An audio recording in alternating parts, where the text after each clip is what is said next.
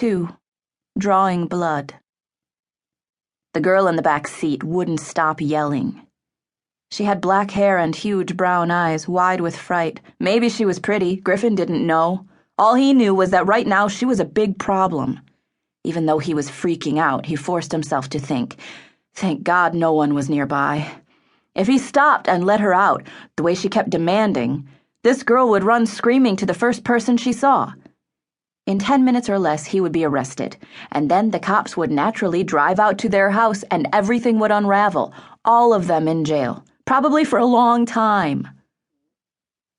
Instead of slowing down, Griffin accelerated as he turned out of the far end of the parking lot.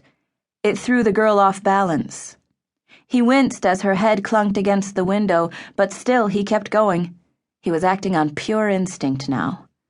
And instinct told him to get as far away as possible. Growing up around Roy, you got pretty good at running. Running and hiding. Griffin caught a break, hitting a gap in traffic. He drove as fast as he could across the freeway overpass. The Escalade leaped forward when he pressed the accelerator, hitting 65 with no sign of strain. With the way today was going, the cops would pull him over for speeding.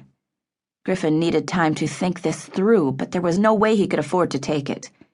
He figured he had to put as much distance as he could between whoever had been driving this car and the girl in the back seat, who must belong to them, to get away from any witnesses who might be calling 911 on their cell phones right now.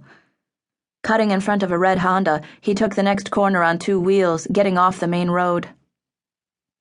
He pounded the side of his head in frustration. How could he have been so stupid as to not notice that there was someone in the car? Griffin could hear Roy shouting at him, almost as real as the girl in the back seat, the girl who wouldn't stop yelling. He hadn't been able to see past the keys dangling in the ignition. It was that simple and that senseless. Griffin had been walking down the long rows of vehicles, looking like any other stressed-out Christmas shopper who couldn't find his car. Instead, he was looking for packages he could boost. The packages came from the big, boxy stores that surrounded the acres and acres of the shopping center's parking lot. The whole place was so big that most people left one store, got in their cars, and drove the equivalent of 3 blocks to the next store. Thanks to Roy, Griffin knew how to get in and out of a locked car in under a minute.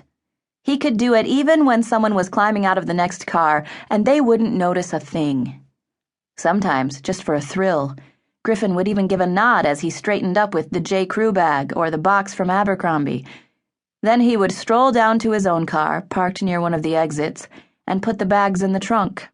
After the trunk was full, he would drive into Portland and across the river to 82nd Avenue, where any of a string of secondhand stores was happy to buy new merchandise for resale.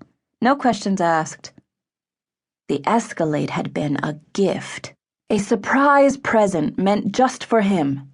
Anyone who was stupid enough to leave the keys dangling from the ignition in full view of the world deserved to have the car taken away, and he couldn't wait to bring it home and present it to Roy.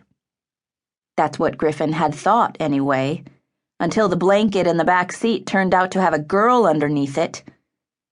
Ignoring the girl, ignoring his own panicked thoughts, the explanations and rationalizations he was already practicing for when he got back home, Griffin drove as fast as he could without losing control.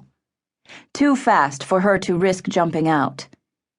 He kept his head half-turned, one eye on the road and the other on her. Weaving around slower cars, Griffin took a side street, and then another, until finally he was on an empty road that cut through a piece of scrubland.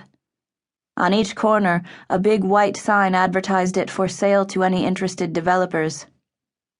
As soon as he slowed down, the girl came at him, outstretched hands curved into claws, screaming like a banshee.